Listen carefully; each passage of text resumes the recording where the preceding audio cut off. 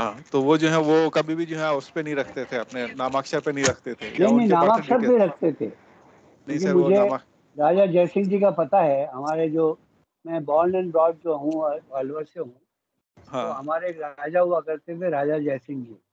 अच्छा। उनका धनिष्ठा नक्षत्र था, तो जयपे ही नाम था उनका। नहीं तो नहीं, मैंने ये सुना था कि बहुत सारे लोग जो है इसलिए नहीं रखते थे कि उस जमाने में जो राज जोशी वगैरह होते थे ना, जो अपना जी जी। एसबीसी पे काम, सर्वोत्तर भद्र पे काम करते थे, तो इस चक्कर में वो लोग जो है नामाक्षर से निकाल लेते थे कि भाई कब उनका टाइमिंग खराब है या वेद हो रहा है, खराब वेद है, तो उस समय ना, लेकिन नामाक्षर पे नाम जरूर रखते थे, क्योंकि मेरे पास कई उदाहरण हैं ऐसे। हम्म, क्योंकि मेरे जो ग्रेट ग्रैंडफादर थे वो राजज्योतिषी थे, अच्छा। तो मेरे पास ऐसे कई उदाहरण हैं जो नामाक्षर पे रखा जाता था। और ये कलयुग में इसका कोई वैसा कोई विशेष खराब प्रभाव नहीं रहता, और गुरु प्रोग्रेस अच्छी मिलती है। जैसे आपका कौन से नक्षत्र का जन्म है मुकेश जी? कृतिका का है। नहीं, जन्म नक्षत्र तो वृषभ है, कृतिका कृतिका का। हाँ, तो आपका तो जन्माक्षर के नाम पर नहीं है, हम्म। क्योंकि आपका तो मघा होना चाहिए था शायद। आपका जन्म अक्षर, आपका नाम से तो मघा है, लेकिन अगर कृतिका का जन्म है तो फिर आपका नक्षत्र में नामाक्षर नहीं है। हाँ सर। मेरे अपने क्लास में अभी करीबन 25 लोग हैं, तो मुझे नहीं लगता कि किसी का भी नामाक्षर पे रखा हुआ। हमारे पिताजी थे, सभी के नाम जो है ना, चाचा वगैरह के सबके रह पे ही थे।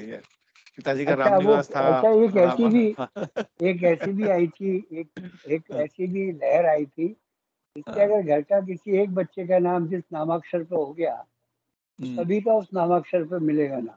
जैसे किसी का अमित अमित हो गया, तो हाँ, हमारे जैसे बड़े भाई साहब, उनके बड़े बच्चे का नाम अमित है, छोटे का हाँ, नाम अलिफ है, बच्ची का नाम हाँ, अपर्णा है, तो ए हाँ। पे नाम हो जाते थे पूरे सभी। तो गुरुजी, ये मेरे एक को एक परिपाटी थी। डाउट है। मेरे को एक डाउट है गुरुजी। बोलिए। आप जैसे कल तिथि का दिए ना, मतलब किस तिथि पे हम लोग नींव डाल सकते हैं, किस तिथि वाहन खरीद सकते हैं, तो तिथि जी। के साथ में नक्षत्र भी काउंट होगा ना? किस नक्षत्र में कौन सी तिथि रहेगा तो एकदम श्रेष्ठ रहता है नींव और के लिए? मैंने एक चीज और बताई थी कि हाँ। उसके साथ में, मतलब तिथि तो देखेंगे ही देखेंगे, अच्छा। और अच्छा नक्षत्र भी देखेंगे साथ में। कई बार क्या होता है कि एक तिथि में 2 नक्षत्र भी हो जाते हैं। अच्छा। ऐसा होता है, मतलब 50 से 60% ऐसे होते हैं कि एक दिन में 2 नक्षत्र आ जाते जी। हैं, है ना? तो उसमें अपन को नक्षत्र भी देखना चाहिए कि कौन हाँ। सा अच्छा नक्षत्र है। हाँ, तो आप नक्षत्र भी बताएंगे अभी, कौन से किस में बेस्ट नक्षत्र होता है, जैसे हाँ, कोई बिल्कुल अच्छा बिल्कुल काम के बताऊंगा, लिए? बताऊंगा, बिल्कुल हाँ बताऊंगा, गुरुजी। हाँ हाँ। बिल्कुल और बताऊंगा। हाँ, और गुरुजी आज मैं आपको एक ये भेजी थी, उनका ये होगा नहीं होगा, 54 का जन्म है। मेरे को लगा अभी जब देख रही थी मैं कि वो नहीं हो जी। सकते करके, वो शायद टेम्पररी बिकॉज ऑफ राहु महादशा में मैं हो जाऊंगा करके वो जिद कर रहे हैं, मतलब। नहीं, राहु की प्लेसमेंट कहाँ पर है कुंडली में? मैं एक मिनट गुरुजी, मैं बोलती हूँ आपको, मैं आपको भेजी भी थी। उनको दीक्षा लेना है, तो आई हैड नो मुझे राहु आंसर। की प्लेसमेंट और गुरु की प्लेसमेंट बता दो सिर्फ। हाँ, एक मिनट बताती हूँ गुरुजी, एक सेकंड में बताती हूँ। हाँ, राहु ये लग्न है, मिथुन का लग्न है, और अष्टम में राहु है, मकर में राहु है, 7 अच्छा डिग्री। जी। और और द्वितीय गुरु कहाँ पर है?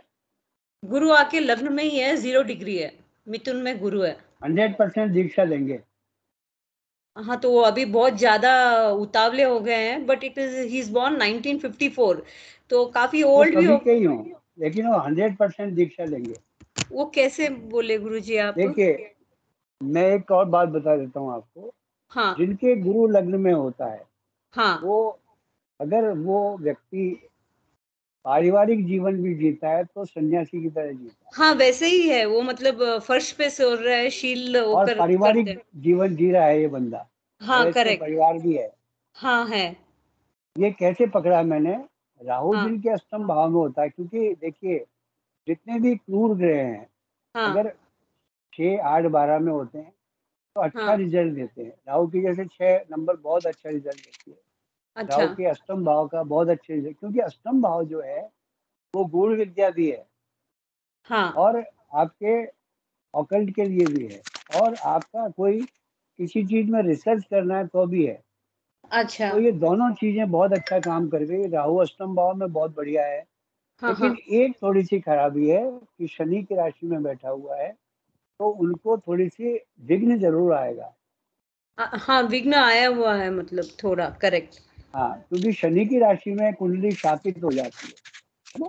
अच्छा। तो लेकिन ये दीक्षा 100% लेंगे। इस बार अगर चूक गए तो ये 100% लेंगे, क्योंकि जिनके गुरु लग्न में होता है, चाहे 0 डिग्री का ही है, हाँ लेकिन वो अच्छा काम करता मतलब अच्छा ये है। और बुध की 24, राशि में है तो बुद्धिमान तो है ये व्यक्ति।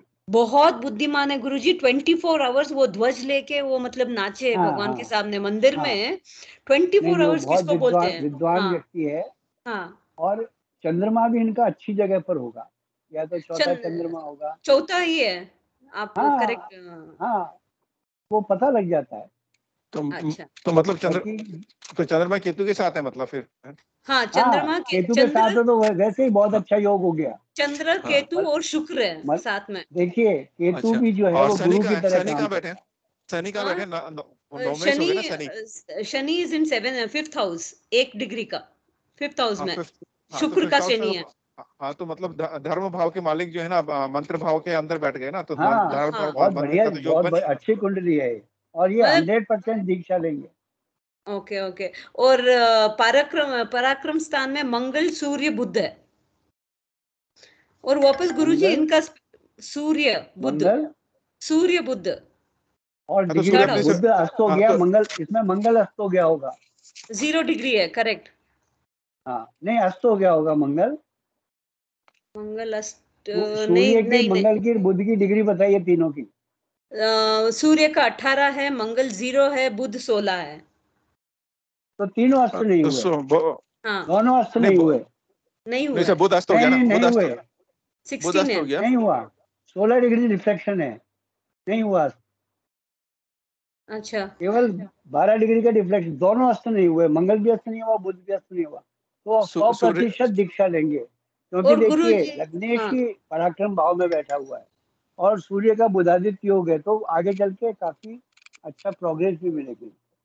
हाँ गुरुजी, और इतना धार्मिक है वो, इतने धार्मिक है, और मेरे को हाँ बहुत चाहते हैं। वो बोले मेरे को सुनीता अब करना ही है, और मासी जी है सुनीता, इनको मत भेज, तू कुछ तो भी बोल। मैं बोली जब है तो मैं कैसे क्या करूं, मैं गुरुजी से हाँ, पूछती हूँ करके मैं आपको भेजी फिर ये कुंडली। नहीं वो मैं अभी एक्चुअली मुझे समय नहीं मिला। दसाई क्या चल रही है? दसाई क्या चल रही है? I will just tell you दशा इनकी। यौवन का जन्म है तो अभी दशा जिनकी चल चंद रही होगी। 2013 to पूरा 23 इट इज चंद्रमा दशा। गुरु की चल रही होगी। चंद्र चंद्रमा की नहीं चल 2013। रही चंद्र है में, तो अच्छी दशा नहीं चल चंद्र रही में है, क्या चल रही बढ़िया है? नहीं दशा चल रही है। चंद्र चंद्र में में वो, किस, चौरासी चंद्र की में किस दशा किस है। किस। चंद्र में सूर्य, सूर्य में राहु। हाँ, तो चंद्र अभी में विघ्न सूर्य। आएगा। राहु में नहीं हाँ ले पाएंगे, सूर्य में राहु हाँ। में नहीं, क्योंकि ये सेपरेटिक प्लेनेट है। ये 20 राहु जो ये है सेपरेटिक प्लेनेट है। 17 खत्म होगा, फिर गुरु आ रहा है वापस। 17, 9, 22 से मुझे सूर्य 11, का 10। नक्षत्र बताइए, सूर्य का नक्षत्र क्या है? 1 मिनट गुरु जी, मैं वो नहीं देखी। सूर्य का नक्षत्र पुनर्फाल्गुनी है। पूर्व फागुनी। हाँ, दूसरा चरण। हाँ, तो शुक्र का नक्षत्र है, इसलिए अभी तो विघ्न आएगा। अच्छा अच्छा अच्छा अच्छा अच्छा। देखो इनका, उनका राहु, राहु निकलने दो। राहु के बाद जैसे उनकी जो है शनि की दशाएं जैसे आएंगी राहु का ना, चंद्र में निकलेगा, हाँ हाँ राहु में हाँ हो सूर्य जाएगा। में शनि आ जाएंगे ना जब हाँ चंद्र में सूर्य में शनि आ जाएंगे ना, तो सूर्य और शनि जो है ना, एक तरीके से देखो तो सूर्य जो है नवम भाव को देख रहे हैं, उसको देख रहे हैं ना। जी जी जी, और हाँ मंत्र नवम हाँ भाव दीक्षा, को तो हाँ देख जैसे रहा ही है। शनि की दशा आएंगी ना, तो उस हाँ समय जो हाँ है हाँ। उनका दीक्षा का योग बन जाएगा। दीक्षा का योग थर्ड घर, हाँ, तीसरे घर लेकिन में भी दीक्षा आएगा, जरूर लेंगे, करेक्ट। 100% लेंगे। ठीक है गुरुजी, थैंक यू। अब चालू करते हैं। 7 मिनट एक्स्ट्रा हो गए। सॉरी। नहीं, कोई दिक्कत नहीं है, ये तो एक अच्छी तरह से एक मतलब एक, एग्जाम्पल हो गया मेरे को सीखने में, हाँ, मतलब हाँ। नहीं ऐसे सीखने के लिए बहुत अच्छा है, कभी कभी हाँ ऐसी चीजें भी आनी चाहिए, कोई भी अपना चार्ट ऐसे डाल सकता है। गुरुजी मेरे और पास और हाँ मैं तो ऐसे ही चार्ट लेता हूँ, आप लोगों को पता है, ताकि अपन एक ग्रुप डिस्कशन कर सकें हाँ उसमें। गुरुजी, अच्छा, एक चार्ट है जो सुइसाइड चार्ट हुआ है, मतलब दे मर्डर्ड हर, मतलब मैरिड भाभी को उनको मर्डर कर रहे हैं, हस्बैंड को वो जेल गए, तो ऐसे चार्ट मेरे को डिस्कस करना था कि ऐसे मर्डर कैसे हुआ करके, मतलब काफी नहीं सालों हो अपन गया। उसको क्लास के बाद डिस्कस करेंगे। नहीं नहीं वही, मतलब मेरे को एक करना है, हाँ, ये आपसे करके बोल मैं रही हूँ। मर्डर के योग बताऊंगा, मर्डर के योग क्या वो होते मेरे हैं। को देखना है, हाँ मैं वो एक पूछना, मेरे पास मर्डर के, मंगाया हुआ है। सुसाइड के, सबके योग हैं। हाँ आपके हाँ, मर्डर के योग हैं, सुसाइड के योग हैं, सुसाइड के भी योग बनते हैं। नहीं ननंदी मर्डर करी है भाभी का, तो वो मैं बाद में बात जी करूंगी, उसका भी मेरे को योग सीखना है आपसे। जी जी। ठीक है ना, अभी चालू करते हैं गुरुजी। थैंक यू, थैंक यू चलिए मुकेश भैया, मैं थैंक यू। क्लास को स्टार्ट करता हूँ। जी देखिए, कुछ जो अपने नक्षत्र हैं, ये लिंग के आधार पर नक्षत्रों का विभाजन है। जैसे पुरुष नक्षत्र जो हैं, आप लोगों को शायद आइडिया भी नहीं होगा कि नक्षत्र में भी पुरुष स्त्री और ये सब अलग अलग होते हैं।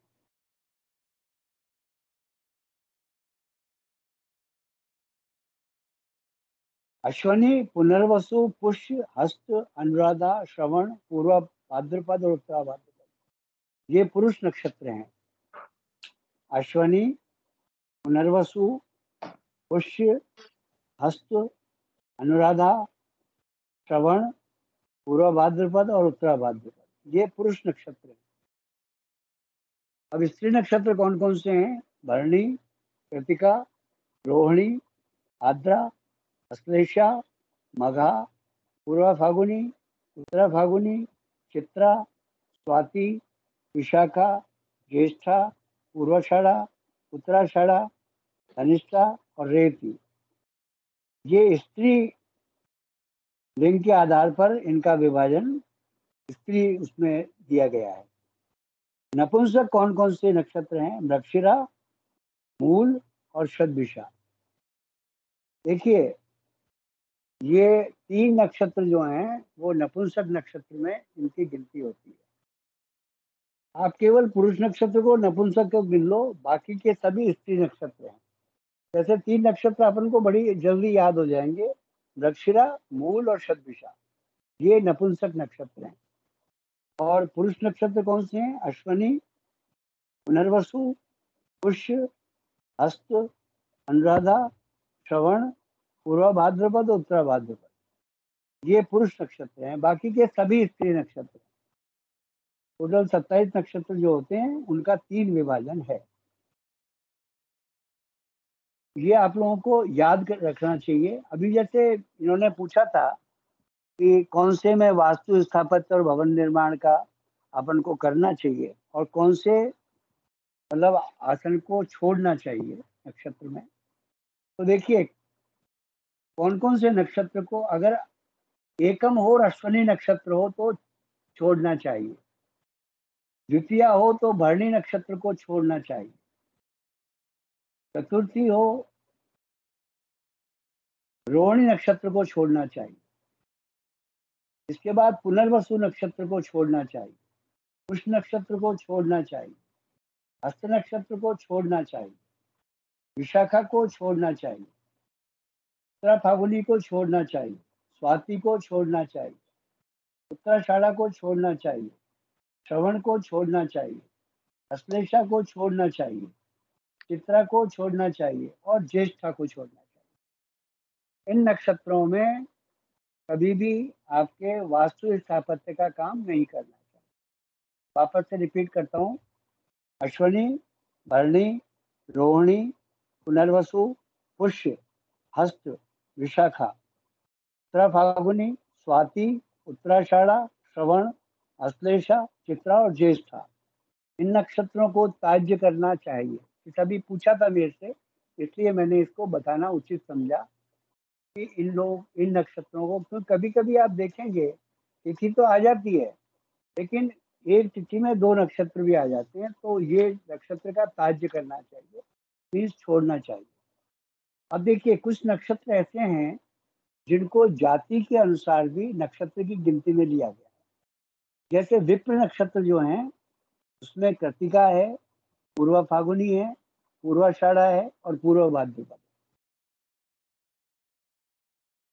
इसके बाद क्षत्रिय नक्षत्र जो हैं पुष्य है, उत्तरा फागुनी है, उत्तराषाढ़ा है और उत्तरा भाद्रपद है। इसके बाद जो वैश्य नक्षत्र है, विप्र का मतलब क्या होता है? ब्राह्मण। तो ब्राह्मण के कौन कौन से हुए? कृतिका, पूर्वा फागुनी, पूर्वाषाढ़ा और पूर्व भाद्रपद। इसके बाद क्षत्रिय के कौन से हुए? पुष्य, उत्तरा फागुनी, उत्तराषाढ़ा और उत्तरा भाद्रपद। इसके बाद वैश्य, वैश्य मतलब बनिए, अश्वनी, पुनर्वसु और हस्त। उसके बाद शूद्र नक्षत्र कौन से हैं? रोहिणी, मघा, अनुराधा और रेवती। इसके बाद शिल्पी कौन से हैं?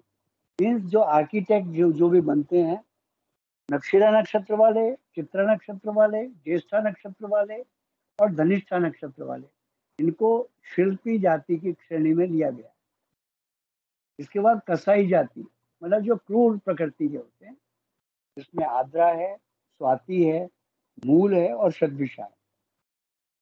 इसके बाद चांडाल जाति, मतलब बहुत ही जो गिरा हुआ काम करती है, वो भरणी, अश्लेषा, विशाखा और श्रवण।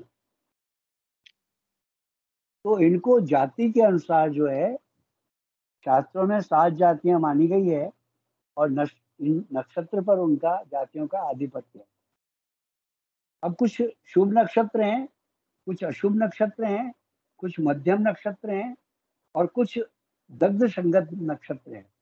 वो मैं आपको एक बार रिपीट करता हूँ, मैं आपको वो तो डाल ही दूंगा। देखिए, अश्वनी, रोहिणी, मृगशिरा, पुनर्वसु, पुष्य, उत्तरा फागुनी, हस्त, चित्रा, स्वाति, अनुराधा, उत्तराषाढ़ा और श्रवण, धनिष्ठा, शतभिषा, उत्तरा भाद्रपद, रेवती, इन सभी नक्षत्रों को, इनकी गणना शुभ नक्षत्रों में की जाती है। वापस से रिपीट करता हूँ। अश्वनी, रोहिणी, मृगशिरा, पुनर्वसु, पुष्य, उत्तरा फागुनी, हस्त, चित्रा, स्वाति, अनुराधा, उत्तराषाढ़ा, श्रवण, धनिष्ठा, शतभिषा, उत्तरा भाद्रपद, रेवती, इन नक्षत्रों को शुभ नक्षत्र की गिनती में गिना जाता है। इस नक्षत्र में अगर कोई काम करता है तो उनको सफलता अवश्य मिलती है। मतलब सफलता की जो परसेंटेज है वो आपके बढ़ जाएगी। इसके बाद जो अशुभ नक्षत्र हैं, जिसमें भरणी है, कृतिका है, आद्रा है, अश्लेषा है, मघा है, पूर्वा फागुनी है, विशाखा है, ज्येष्ठा है, मूल है, पूर्वाषाढ़ा है, पूर्वा भाद्रपद है, इन सभी नक्षत्रों को अशुभता की गिनती में लिया गया है। इस नक्षत्र में अगर कोई भी सफलता का काम करते हैं तो उसमें संभावनाएं बहुत कम होती हैं।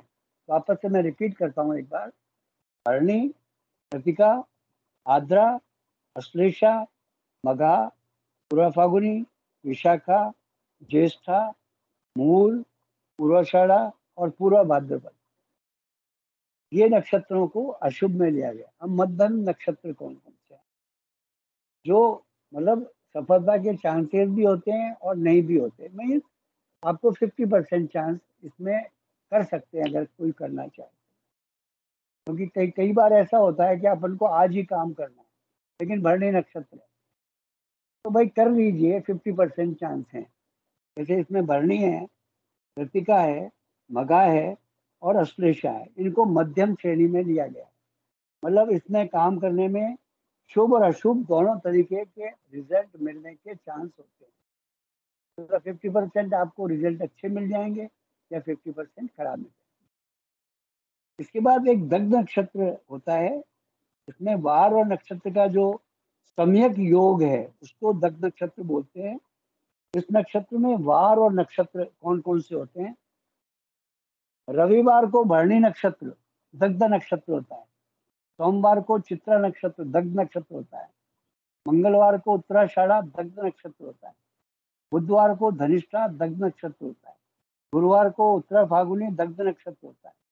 शुक्रवार को ज्येष्ठा दग्ध नक्षत्र होता है और शनिवार को रेवती होता है, वो दग्ध नक्षत्र होता है। दग्ध नक्षत्र का मतलब ये है कि इस वार को, इस नक्षत्र को त्याज्य करना चाहिए, मीन्स छोड़ना चाहिए अगर संभव हो तो। मतलब शास्त्रों में हमेशा ये लिखा होता है कि अगर संभव हो तो इसको छोड़ना उचित है, क्योंकि इसको तिथि शून्य बोलते हैं। मतलब नक्षत्र शून्य हो जाता है, मतलब कोई रिजल्ट नहीं देगा, तो अपन को उसको छोड़ना चाहिए। अब कुछ मास शून्य, इसमें जो शून्य संज्ञक जो नक्षत्र है महीने में, जैसे चैत्र के महीने में अश्वनी और रोहिणी, ये शून्य नक्षत्र हैं, इनको छोड़ना चाहिए। वैशाख में चित्रा और स्वाति छोड़ना चाहिए। ज्येष्ठ में पुष्य और उत्तराषाढ़ा को छोड़ना चाहिए। आषाढ़ में पूर्व फाल्गुनी और धनिष्ठा को छोड़ना चाहिए। श्रवण में, मतलब श्रावण मास में उत्तराषाढ़ा और श्रवण को छोड़ना चाहिए। भाद्रपद में शतभिषा और रेवती को छोड़ना चाहिए। जैसे अभी भाद्रपद नक्षत्र चल रहा है, आपका भाद्रपद मास चल रहा है, तो उसमें शतभिषा और रेवती नक्षत्र को छोड़ना चाहिए, है ना, क्योंकि वो शून्य नक्षत्र है। शून्य संगत नक्षत्र बोलते हैं, मास शून्य संगत नक्षत्र, तो उसमें इसको छोड़ना चाहिए। उसके बाद अश्विन में पूर्व भाद्रपद नक्षत्र को छोड़ना चाहिए। कार्तिक में कृतिका और मघा को छोड़ना चाहिए। मृगशिरा में, मार्गशीर्ष में जो अपना मास है, उसमें चित्रा और विशाखा को छोड़ना चाहिए। पौष में अश्विन, आद्रा और हस्त को छोड़ना चाहिए। फिर माघ महीने में मूल और श्रवण को छोड़ना चाहिए और फागुन में भरणी और ज्येष्ठा को छोड़ना चाहिए।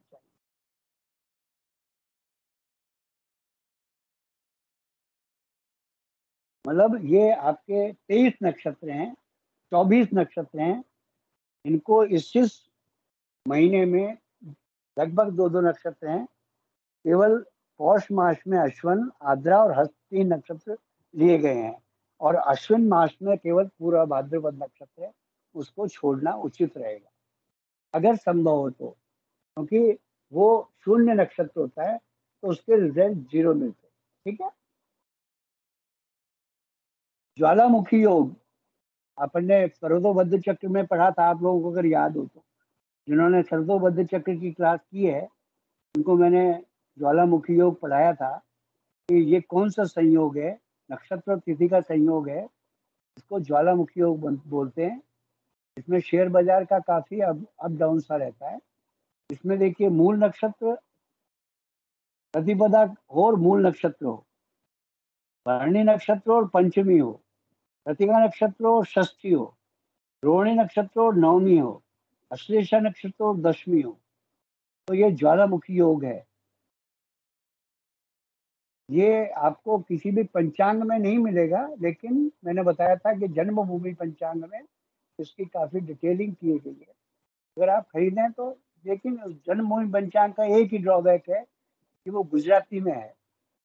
तो अगर, वैसे गुजराती हिंदी जैसी लिपि है, बहुत ज़्यादा फर्क नहीं है, बहुत ज़्यादा अक्षरों का फर्क नहीं है।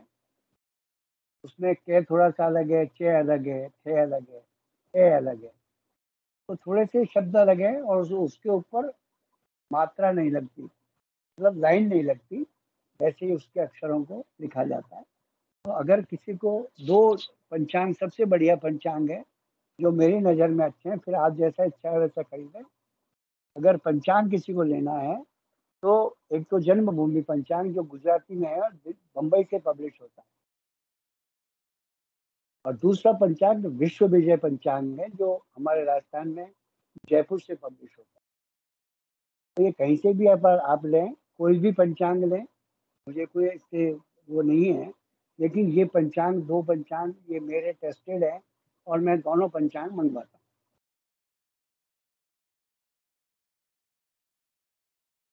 यमघट योग किसको बोलते हैं? अब अपन योगों पे आते हैं, योग कौन कौन से होते हैं।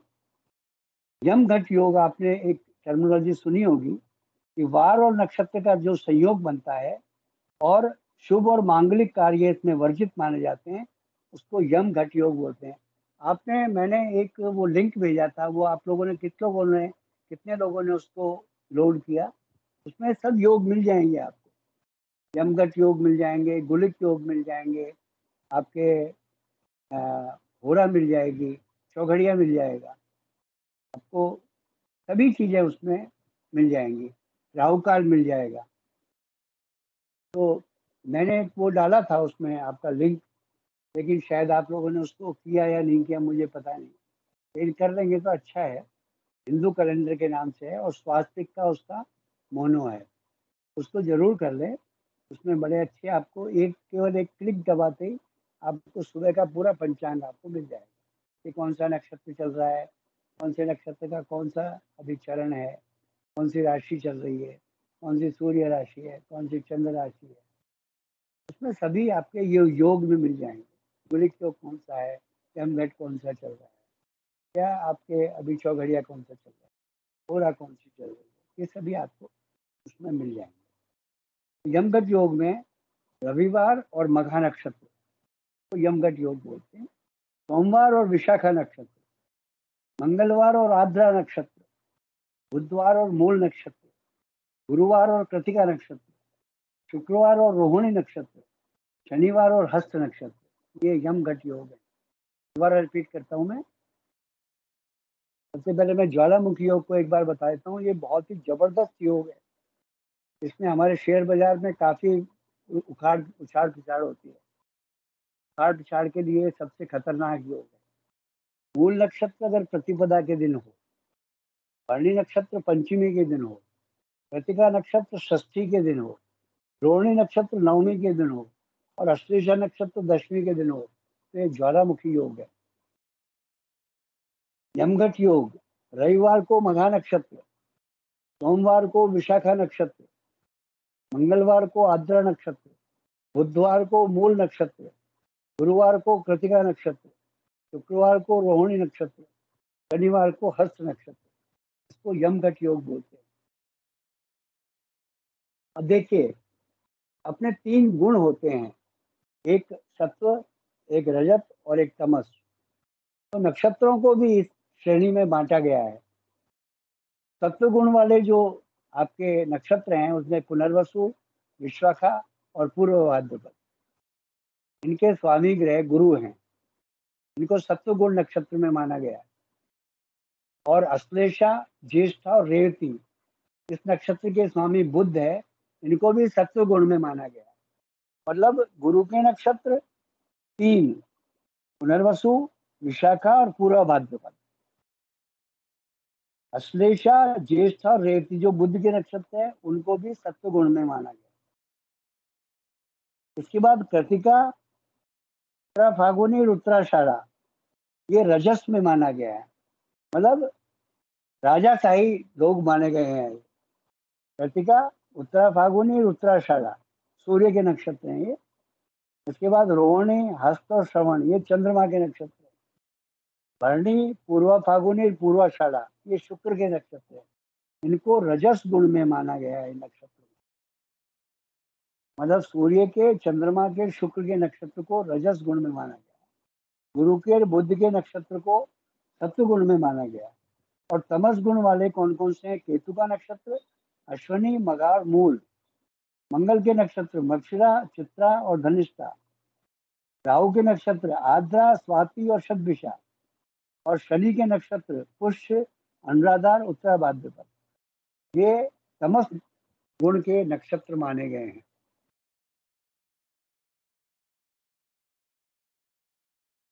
अब देखिए, स्थिर संज्ञक नक्षत्र कौन से हैं?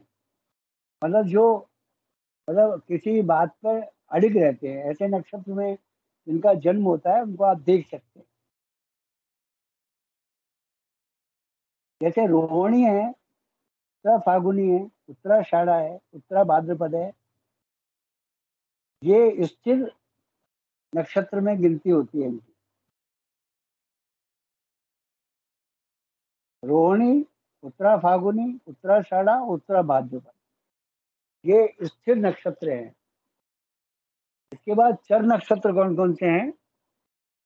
पुनर्वसु, स्वाति, श्रवण, धनिष्ठा, शतभिषा, ये 5 नक्षत्रों को चर नक्षत्र में गिना गया है। देखिए इसमें कौन कौन से काम करने चाहिए आपके, जैसे चर नक्षत्र, ये स्थिर नक्षत्र में आपको आभूषण बनाना है, स्नान संस्कार है, आपका मांगलिक कार्य कोई भी है, जैसे राज्याभिषेक करना है, बाग बगीचे लगाना है, मकान की नींव रखना है, कुआं खोदना है, मतलब जो स्थिर प्रकृति के हैं ऐसे को हमेशा स्थिर नक्षत्र में काम करना उचित रहता है। इसके बाद चर नक्षत्र में आपका काम जो है, इसमें पुनर्वसु है, स्वाति है, श्रवण है, धनिष्ठा है, शतभिषा है, ये 5 नक्षत्र को चर नक्षत्र में गिना गया है।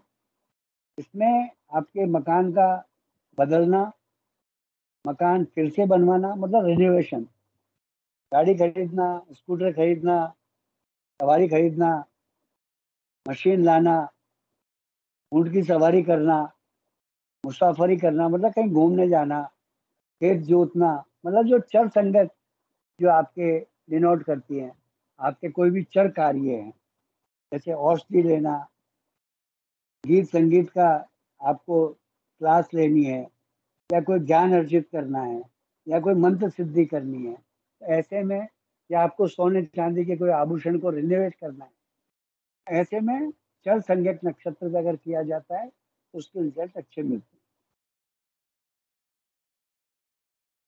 अब कुछ क्रूर संज्ञक नक्षत्र हैं जिनको बहुत ही ज्यादा क्रूर माना गया है।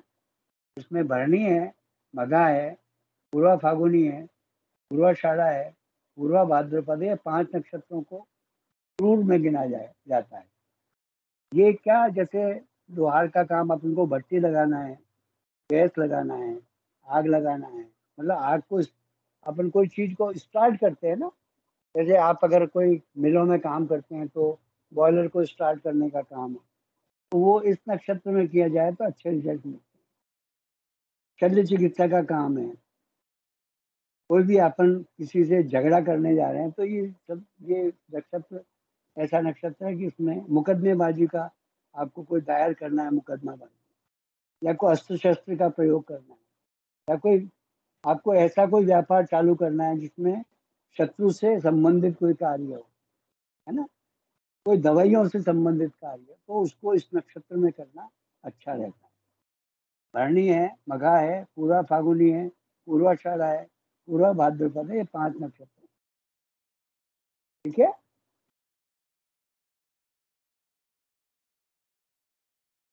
कुछ नक्षत्रों को आपके, जैसे मृदु नक्षत्र जिसमें मित्रता की, जैसे मित्र नक्षत्र को किसको बोलते हैं, मतलब ऐसे जो जो मित्रता अपन को अगर कोई करनी है, फ्रेंडशिप करनी है किसी से, या कोई आपको कोई कॉमन किसी से बात करने जाना है, या कोई आपको सेटलमेंट करने जाना है, तो ऐसे में जो मृदु नक्षत्र जो है, मित्रवत नक्षत्र जो है, दक्षिणा है, चित्रा है, अनुराधा है और रेवती है, ये 4 नक्षत्रों को मृदु नक्षत्र के नाम से, मित्रता के नक्षत्र के नाम से जाना जाता है। अब क्षिप्र नक्षत्र है जिसको लघु नक्षत्र भी बोलते हैं, ये लघु पाराशरी में सभी आपको उपलब्ध होंगे, लेकिन मैंने कई जगह से इसको कलेक्ट करके आपको बता रहा हूँ। लघु संज्ञक नक्षत्र में जैसे गायन है, नौटंकी है, किसी चीज की खरीद फरोख्त करना है, दुकान को प्रारंभ करना है, या कोई आप शिल्प कला का कार्य करते हैं तो उसके लिए कोई आपको कार्य करना है, या कला सीखने का काम करना है, या शास्त्रों का को अध्ययन करना है, या ज्ञान प्राप्ति करनी है, उसके लिए अश्वनी, पुष्य, हस्त, अभिजित, ये 4 नक्षत्रों को लिया गया। तो इस तरह से इनका अपन को सभी नक्षत्रों का देख के और अपन को काम करना चाहिए। जैसे अपन को 3 नक्षत्र के 4 नक्षत्र ऐसे भी हैं, कोई अपन को जादू टोना, कोई कोई ऐसा काम है जो इससे अपन जादू टोने का कोई काम कर रहे हैं, या आप अपन कोई अपना उतारा कर रहे हैं, किसी काम को अपन अपने चीज को अपन कोई उतार कर रहे हैं, कोई चीज को अपन अपने यहाँ से हटा रहे हैं, तो उसके लिए ये 4 नक्षत्र हैं, आद्रा, अश्लेषा, ज्येष्ठा और मूल, ये चारों नक्षत्र को तीक्ष्ण और दारुण नक्षत्र बोला गया है ना। तो इसमें अपन को हमेशा इस तरह के कार्य करने चाहिए।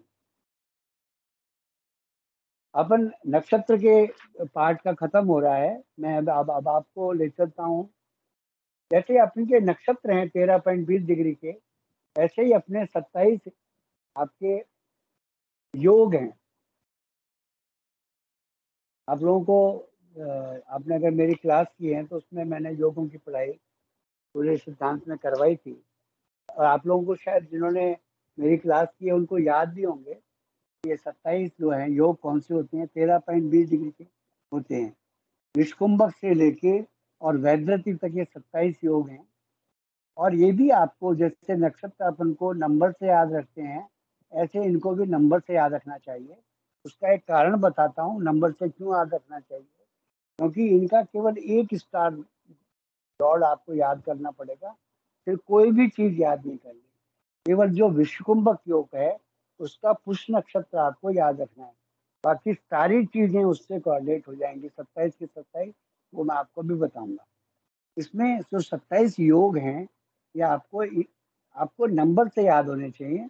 जैसे पहला विष्कुंभक है, दूसरा प्रीति है, तीसरा आयुष्मान है, चौथा सौभाग्य है, पांचवा शोभन है, फिर अतिगंड है, फिर 7वां नंबर सुकर्मा है, फिर 8वां नंबर धृति है, फिर 9वां नंबर शूल योग है, फिर 10वां नंबर गंड योग है, फिर 11वां नंबर वृद्धि योग है, फिर 12वां नंबर ध्रुव योग है, फिर 13वां नंबर व्याघात योग है, फिर 14वां नंबर हर्षण योग है, फिर 15वां नंबर वज्र योग है, फिर 16वां नंबर सिद्धि योग है, फिर 17वां नंबर व्यतिपात योग है, फिर 18वां नंबर वरयान योग है, फिर 9वां नंबर परिघ योग है, फिर 20वां नंबर शिव योग है, फिर 21वां नंबर सिद्ध योग है, फिर 22वां नंबर साध्य योग है, 23वां नंबर शुभ योग है, 24वां नंबर शुक्ल योग है, 25वां नंबर ब्रह्म योग है, 26वां नंबर इंद्र योग है, और 27वां नंबर वैद्यति योग है।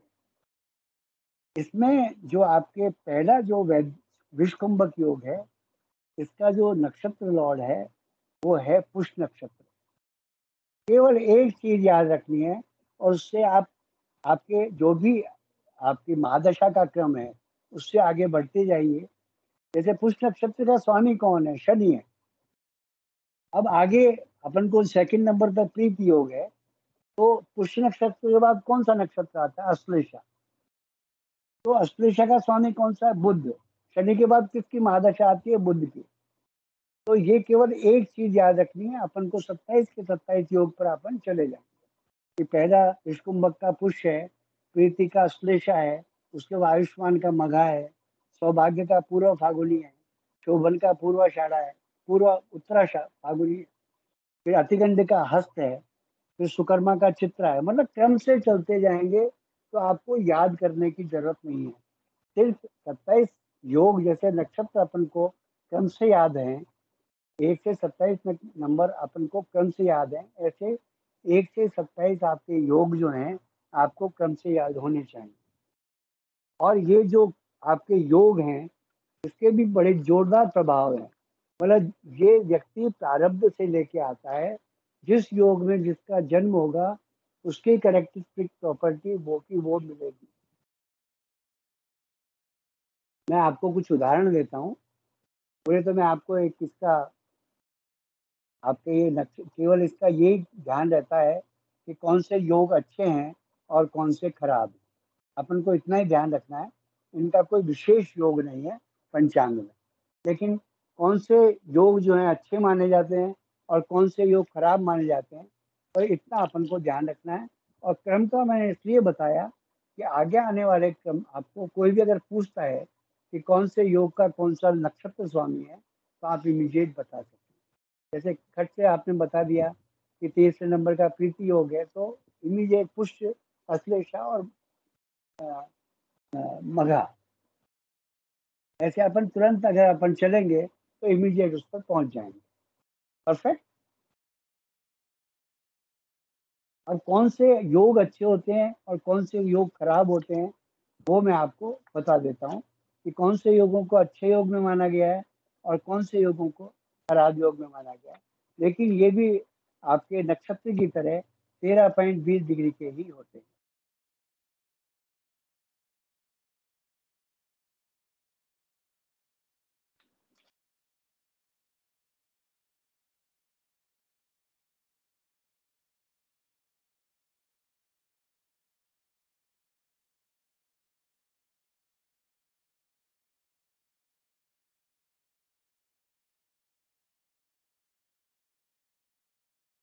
देखिए, इसमें कौन कौन से नक्षत्र अच्छे होते हैं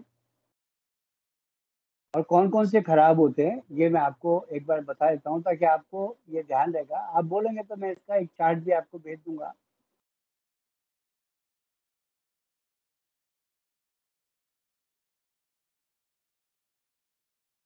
वैसे जिन्होंने मेरे से ये क्लास की है उनको ये सब पता है कि कौन से नक्षत्र अच्छे होते हैं और कौन से खराब होते हैं। देखिए, विषकुंभक अच्छा योग है, प्रीति अच्छा योग है, आयुष्मान अच्छा योग है, सौभाग्य अच्छा योग है, शोभन अच्छा योग है, सुकर्मा अच्छा योग है, धरती अच्छा योग है।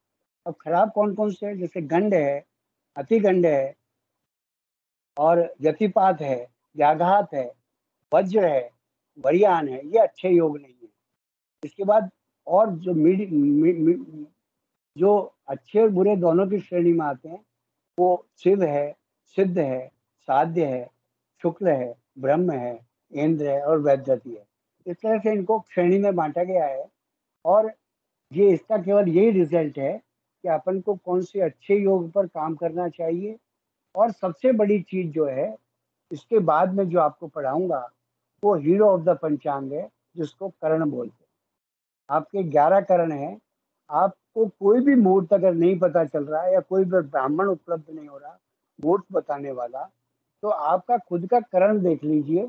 और जिस करण के रोज अगर कोई आप काम स्टार्ट करते हैं स्वयं के करण के रोज, वो काम कभी भी फेलियर नहीं होता। वो हीरो ऑफ द पंचांग है। मतलब किसी का जैसे 11 करण है, टोटल 11th ऑफ करण है। इसमें मैं 11 करण का बता देता हूँ और उनको बनाने की तरकीब भी बताता हूँ आपको कि कैसे उनको बनाया जाता है। देखिए, इसमें जो 11 करण है उसमें भव है, पालव है, औलव है, तैतिल है, घर है, वणिज है और विष्टि है।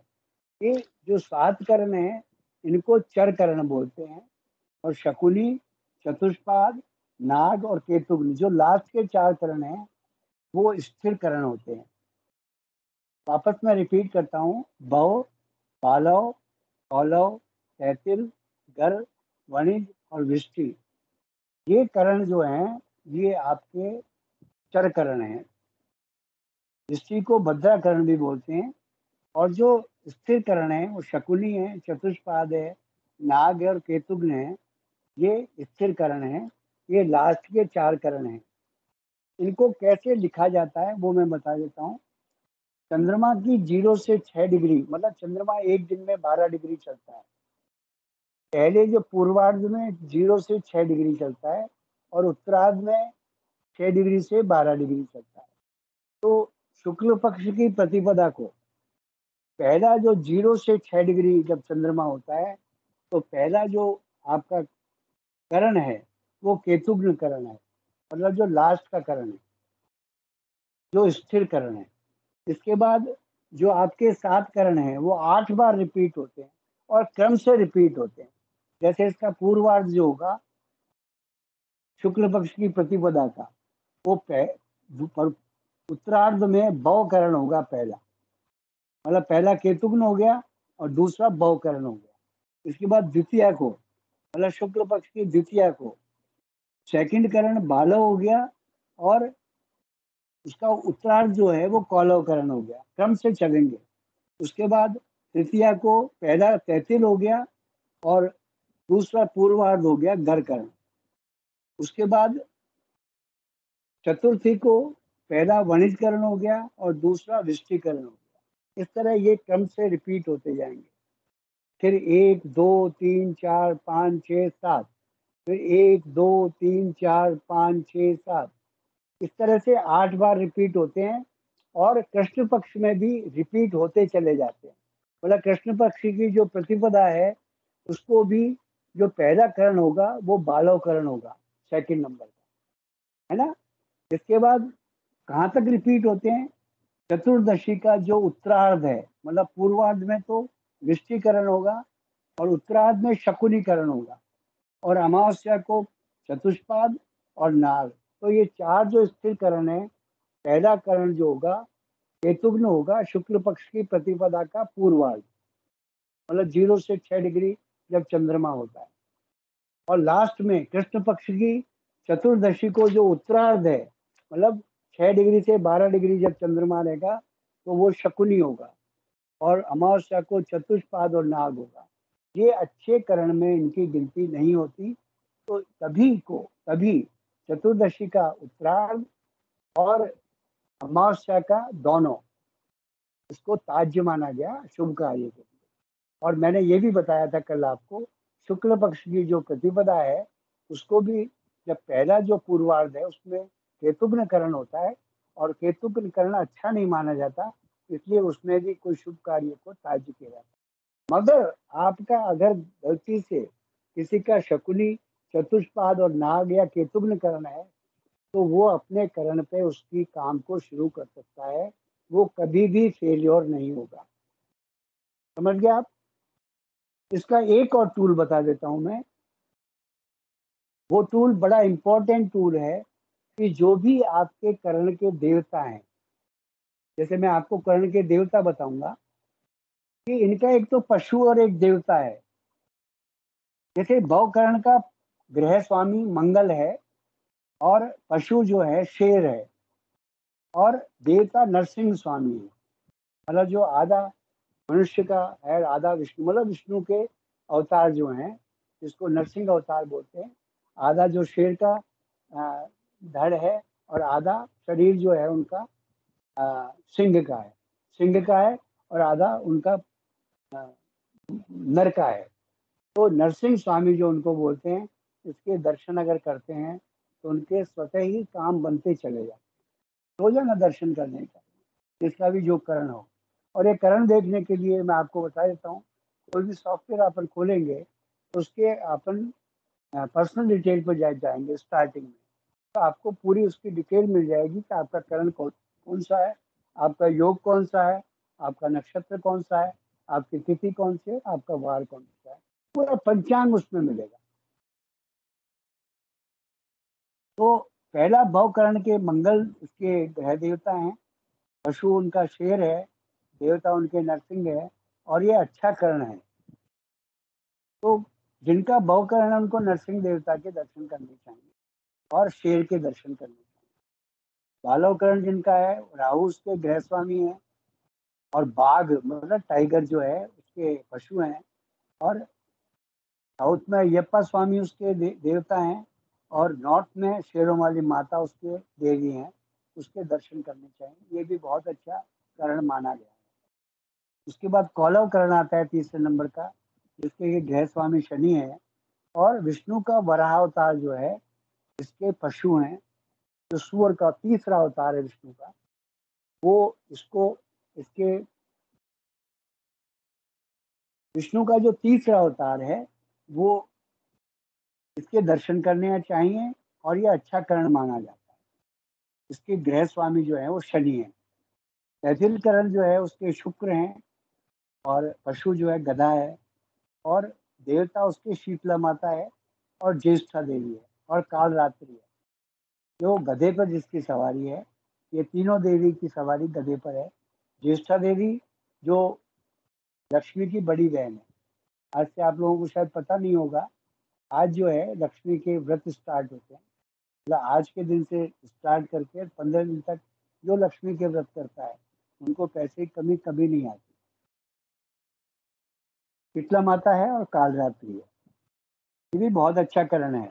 इसके बाद गर करण है, जिसका चंद्रमा स्वामी है, हाथी इसका पशु है, और गणपति इसके देवता है। ये भी बहुत अच्छा करण है। इसके बाद वणिज करण है, इसके अधिपत्य ग्रह जो है सूर्य है, पशु बैल है, और देवता नंदी हैं, जो भगवान शिव की पंचायत में विराजमान रहते हैं। उनके दर्शन करने चाहिए, ये बहुत अच्छा करण है। इसके बाद वृश्चिकरण है, इसको भद्रा भी बोलते हैं। उसका केतु ग्रह स्वामी है, मुर्गा इसका पशु पक्षी है, और कार्तिकेय स्वामी या मुर्गन स्वामी, जिसको साउथ में मुर्गन स्वामी बोलते हैं और नॉर्थ में कार्तिकेय बोलते हैं, जो भगवान गणपति के भाई हैं। तो शिव पंचायत में आपको बैठे हुए मिलेंगे, उसके दर्शन करने चाहिए। और ये एक नॉर्मल आपको करण माना जाता है, लेकिन फिर भी किसी भी करण में व्यक्ति का जन्म होता है, अगर कोई उसको बताने वाला नहीं है मुहूर्त, अपने करण के रोज अगर कोई काम स्टार्ट करता है, मैं आपको दावा करता हूँ कभी भी काम फेल और नहीं होगा, चाहे कोई सा भी करण है। इसके बाद शकुनी करण है, जिसके कि अधिपति ग्रह जो है शनि है, और पक्षी में कोआ है उनका, और शनिदेव इनके देवता हैं, तो शनिदेव की आराधना करें, शनिदेव के दर्शन करें। ये अच्छा नहीं माने जाते। जो लास्ट के 4 करण जो स्थिर करण है, उनको अच्छा नहीं माना जाता, लेकिन फिर भी अगर कोई कार्य इसमें स्टार्ट किया जाता है या उनके देवता के दर्शन किए जाते हैं, जिनका भी करण है, तो उनको रिजल्ट अच्छे मिलते हैं, क्योंकि ये आपके प्रारब्ध से आया है। तो आपको ऐसा नहीं करना कि हमको हमारा करण खराब है। करण सभी के हीरो ऑफ द पंचांग है और अच्छे करण मैं मानता हूँ। इसके बाद चतुष्पाद है, इसका स्वामी गुरु है, और पशु जो है कुत्ता है, और भैरव इसके आदिपति देवता हैं, तो भैरव के दर्शन करें।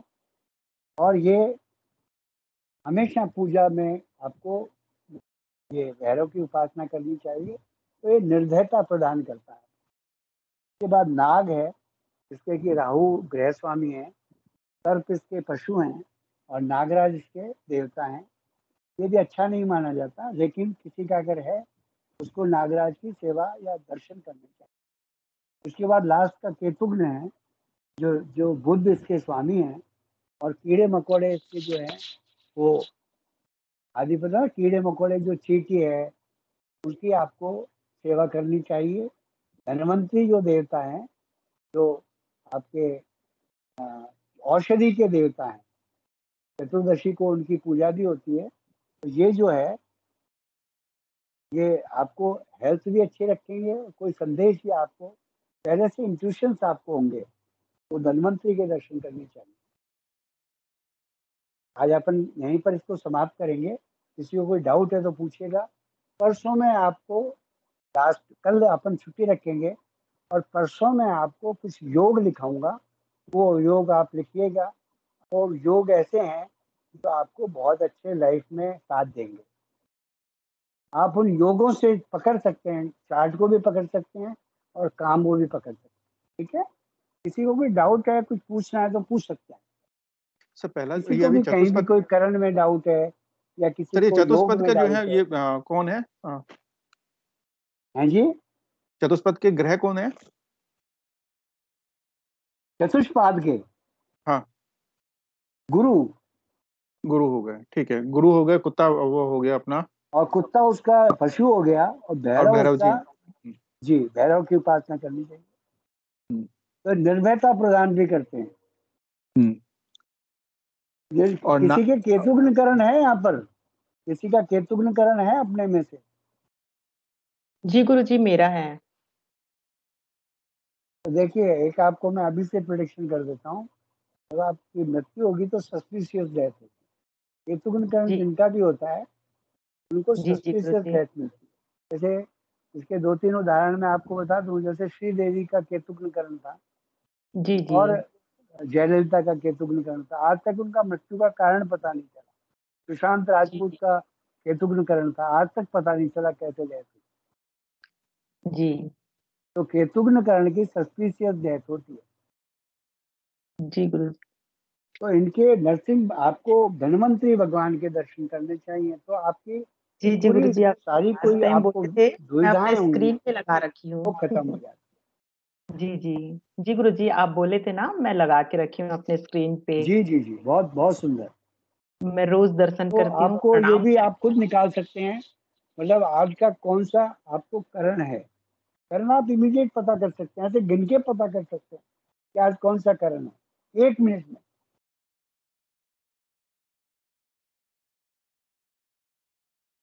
जैसे नमाज भी आप 1 मिनट में निकाल सकते हैं, अगर किसी को डिग्रीज पता हो तो लगने की।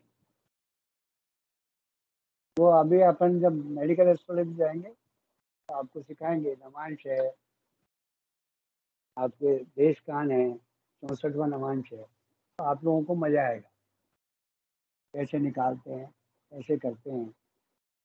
तो आज की क्लास अपन, और किसी को डाउट है तो पूछिएगा। अभी अपने पास 8 मिनट हैं।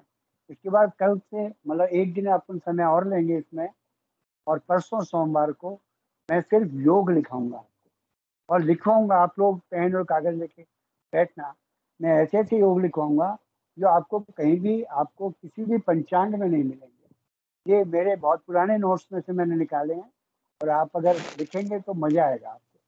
किसी भी अपन उसको काम करने के लिए, किसी भी चीज को करने के लिए अपन इनको योगों को अपन चेक करना चाहिए। किसी भी कुंडली को चेक करने के लिए भी योगों को जरूर देखना चाहिए। तो मैं आपको लिखवाऊंगा। और देखिए, मुहूर्त के लिए सबसे बढ़िया तो मेरा नंबर है आपके पास। आप मुझे कभी भी मुहूर्त के लिए फोन कर सकते हैं, मैं निकाल दूंगा। लेकिन आपसे विनती है कि उस मुहूर्त पे जरूर काम करना और रिजल्ट बताना मुझे, क्योंकि मैं मुहूर्त निकालने में कम से कम 1.5 घंटा लगाता हूँ। मेरे पास कोई आता भी है, मैं बोलूँ भाई 1.5 घंटे बाद मैं आपको भेज दूंगा मुहूर्त, क्योंकि मुहूर्त में बहुत चीजें ध्यान रखी जाती है, ऐसे नहीं निकाला जाता मुहूर्त। तो कभी भी कोई काम शुरू करें तो मुझे फोन कर लें, मैं ये कार्य को बिल्कुल निःशुल्क करूंगा आपको। गुरुजी, ऐसे शादी का मुहूर्त निकालते हैं, 9 तारा 5 तारा, ये सब क्या वो बहुत सिखाऊंगा इम्पोर्टेंट मैं। होता है? जी हाँ, जी तारा बल भी सिखा देंगे, कोई दिक्कत नहीं है। तारा बल तो बहुत इजी है, मैं अभी सिखा देता हूँ आपको। देखिए, तारा बल क्या चीज है।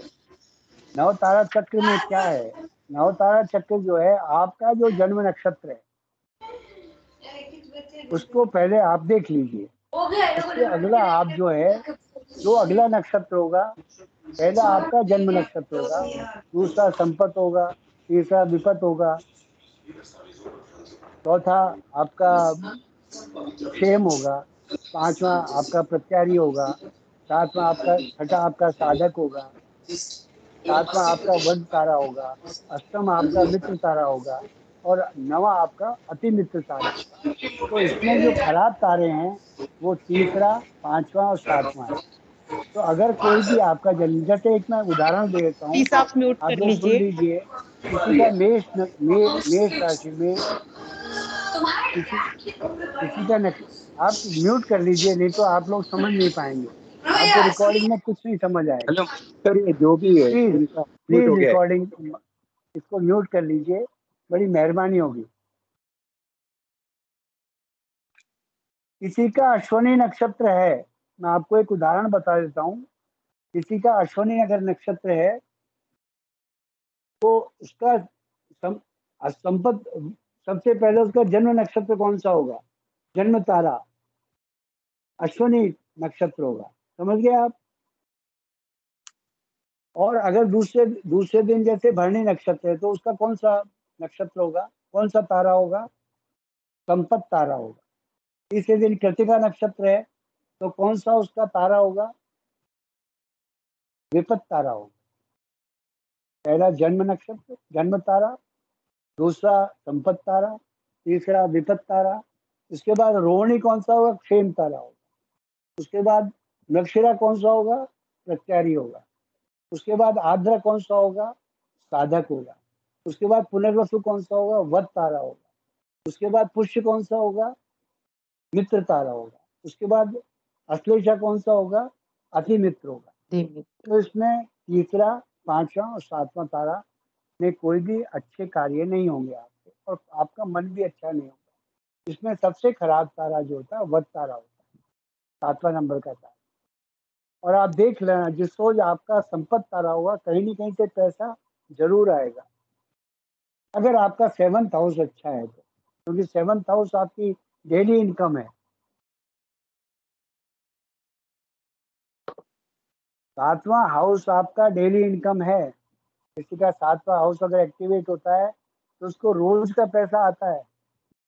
किसी का 4th हाउस अगर किसी का ज्यादा एक्टिवेट है तो उसकी पब्लिक रिलेशन बहुत अच्छी होती है।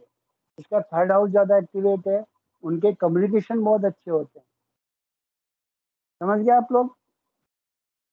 तो ये आपको तारा भी 1 मिनट का काम है, और तारा चंद्रमा के साथ जरूर देखा जाता है रोजाना। जैसे चंद्रमा कौन सा खराब होता है, चौथा, छठा, सॉरी चौथा, 8वां और 12वां। इसमें एक चीज नोट कर लीजिए कि स्त्री का 12वां तारा, 12वां चंद्रमा अच्छा होता है। केवल पुरुष के लिए 12वां चंद्रमा खराब है। और भी किसी का कोई डाउट है तो पूछिएगा, फिर परसों मैं सिर्फ योग लिखाऊंगा आपको, कागज पेन लेके बैठिएगा, तो एक ऐसे ऐसे योग लिखाऊंगा आपको जो आपको मजा आ जाए। किसी का और कोई डाउट है? और ये क्लास आप लोगों को संभवतः अच्छी लगी होगी, जहाँ तक मैं समझता हूँ।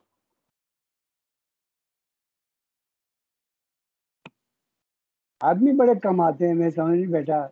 मुकेश जी, केवल 8 लोग हैं यहाँ पर। पता नहीं इंटरेस्ट नहीं है लोगों को, जबकि कितनी अच्छी क्लास है ये। मुहूर्त इज ए वेरी, मतलब ये मुहूर्त की क्लास तो जरूर करनी चाहिए व्यक्ति को, क्योंकि अपन गुरुजी एस्ट्रोलॉजर, बीइंग एस्ट्रोलॉजर, अपन को मुहूर्त पे बहुत ज्यादा नॉलेज होनी चाहिए। जी गुरुजी, ये तो बहुत ही इम्पोर्टेंट क्लास है, बहुत ज्यादा। हाँ, गुरुजी पता नहीं इसको लोग बाग क्यों अवॉइड करते हैं। जी गुरुजी। कुछ गुरुजी पंचांग मैं आप लोगों को ऑनलाइन डाल दूंगा, अगर आप खरीदना नहीं चाहें तो। मैं, मेरे पास ऑनलाइन पंचांग है, तो मैं कुछ ऑनलाइन पंचांग आप लोगों को डाल दूंगा। तो अगर खरीदना नहीं चाहें तो मत खरीदिएगा, है ना। सर राजेश जी कुछ बोलना चाह रहे हैं, बोलिए राजेश जी, अनम्यूट करके बोलिए। बोलिए राजेश जी, अनम्यूट करके बोलिए। हाँ, नहीं नहीं, मैं तो सिर्फ आपका प्रणाम और बहुत अच्छा। मैं तो मंडे को सोमवार को अपन बात करेंगे। तो हमें बताइए, कोई बात हो तो विशेष। नहीं नहीं, कोई डाउट नहीं है, बहुत अच्छी क्लास है। बहुत बहुत आपका धन्यवाद। इतना आपने जबरदस्त ज्ञान दिया है, जो कि आज तक शायद कोई नहीं बता पाया, ना किसी किताब में मिला मुझे। मैं तो बहुत मैं कई ये मुकेश जी को पता है मेरी क्लासेस कैसी ऐसी होती हैं। I am just giver only. मैं तो देने में विश्वास करता हूँ। और हम लोगों ने तो सर्वतोभद्र तक क्लास की है, जो भारतवर्ष में बहुत कम लोग हैं। सर्वतोभद्र तक पढ़ाने वाले ही बहुत कम है। नहीं नहीं, आपका पढ़ाने का, समझाने का अंदाज बहुत अच्छा है, और मेरे ख्याल से कोई डाउट है नहीं मुझे, बस ये बताना था मुझे। जी जी जी जी, नहीं बिल्कुल बिल्कुल। आप लोगों का परसों मैं योग लिखाऊंगा आपको, और कल अगर परसों भी अगर टाइम रहे, मेरे ख्याल में 1 घंटे में अपन काफी योग लिखेंगे। और योग लिखने से मैं आपको बताऊंगा कैसे अप्लाई करते हैं, योगों को अप्लाई कैसे करते हैं, है ना। फिर अपन एक दिन का अपन मंडे से जो है, ट्यूसडे से अपन उसकी क्लास चालू करेंगे, जिसमें मेरे साथ 2 विद्वान और होंगे, और उनको भी बड़ी अच्छी नॉलेज है। आप देखना, ऐसी बढ़िया नॉलेज देते हैं आपको। जैसे 22वां देश कहाँ है, 64वां नवांश है, अष्टक वर्ग है, सब आपको उसमें आपको सीखने को मिलेगा। गुरुजी प्रणाम। प्रणाम साहब, कैसे हैं? अच्छा अमरनाथ लगा बोल रहा हूँ। बहुत बढ़िया। और क्योंकि गुरुजी, हाँ, क्योंकि 2-2 साल हमने सीखे हैं मुंबई में, लेकिन जो आप जो पंचांग के यानी जो बता रहे वो कभी सीखने को नहीं मिला। जी जी जी जी, बहुत ही बढ़िया। धन्यवाद आपका। हाँ, कुछ वो बीच में आप लोग परसों तक योग के नंबर्स को आप नोट करके और इसको याद करेंगे, तो फिर आपको किसी भी चीज को याद करने की जरूरत नहीं। मतलब योग जो है, जैसे केवल आप ऊपर से आप नोट करते हुए जाएंगे, तो आपको जैसे विश्वकुंभक योग से स्टार्ट करेंगे वैद्यति तक, ये आपको 27 के 27 याद होने चाहिए। और ये याद होना कोई बड़ी चीज नहीं है, मेरे को भी किसी ने याद नहीं कराया, अपने आप याद हो गए। और केवल पुष्प नक्षत्र याद रखना है, बस, और कुछ नहीं याद रखना। पूरे 27 योगों का आपको निकल के आ जाएगा। गुरुजी जी, वो क्या है ना, कुछ लोग है ना, वो अनम्यूट करके रखते हैं, तो साउंड एक किसका, लेडी और बच्चे लोग का बहुत सारा आवाज आ रहा था। इसमें क्या होता है, दिक्कत आती है लिखने में, बहुत सारा लिखा। लिखने में दिक्कत आती है। दूसरा, फिर आपके रिकॉर्डिंग सुनोगे तो रिकॉर्डिंग समझ ही नहीं आएगी, क्योंकि मैं बहुत अच्छा बोलता हूँ। इसके लिए कृपा करो, आप नोट जरा वो देंगे तो बहुत अच्छा है, क्योंकि आपने जितना बताया ना, जो बताया, जो पंचांग में नहीं है बताया वो भी, क्योंकि क्या है ना, लोगों को समझना चाहिए। इतना बड़ा अच्छा क्लास है, लोगों को वैल्यू नहीं मालूम, क्योंकि मोफत आप दे रहे हैं ना, ये कलयुग में कीमत नहीं उसका। ये जिंदगी में सुनने को नहीं मिलेगा। ये हम लोग तकदीर वाले भाग्यशाली जो 8 जन है वो आपसे सीखने को मिल रहा है। सभी बहुत भाग्यशाली है, इसका वैल्यू नहीं है। मेडिकल की क्लास जो होगी मेरी सारी रिकॉर्डिंग और उस पर व्हाट्सएप पे होगी, इसलिए उसमें कोई अपन को दिक्कत वाली बात नहीं है। लेकिन इसकी क्लास जो है वो आप मैं योग जो लिखाऊंगा वो मैं करीब बहुत धीरे धीरे लिखाऊंगा, लिखना चाहिए आपको, क्योंकि योग मैं दे नहीं पाऊंगा क्योंकि मेरे हाथ से लिखे नोट्स हैं और मैं सोचता हूँ कि ये भी आपको दूं। मैं गिवर्स हूँ, मैं देना चाहता हूँ लोगों को जो मेरे पास ज्ञान है। आपका भाव ही अलग है गुरुजी। धन्यवाद धन्यवाद बहुत धन्यवाद, बहुत बहुत धन्यवाद। और मैं लेना चाहता हूँ गुरुजी मैं लेना चाहता हूँ। जी जी जी जी, नहीं परसों अपन पूरा अच्छी तरह अनम्यूट रखेंगे तो अच्छा रहेगा, ये म्यूट रखेंगे तो अच्छा रहेगा ताकि सुनाई देगी और बाद में रिकॉर्डिंग भी आप अच्छी तरह सुन सकेंगे। चलिए बहुत बहुत धन्यवाद। अपन कल का मैं अवकाश रखूंगा, मुझे थोड़ा काम है क्योंकि हम 7 दिन बिजी रहता हूँ और कल रविवार को मुझे थोड़ा घर का कार्य करना पड़ता है, तो मैं माफी चाहता हूँ। सोमवार को अपन मिलते हैं। नहीं कोई दिक्कत नहीं है सर, हम लोग जो है ना नहीं कोई बात नहीं गुरुजी, बहुत बहुत धन्यवाद आपका, प्रणाम, बहुत ही ज्ञानवर्धक। धन्यवाद गुरुजी, धन्यवाद।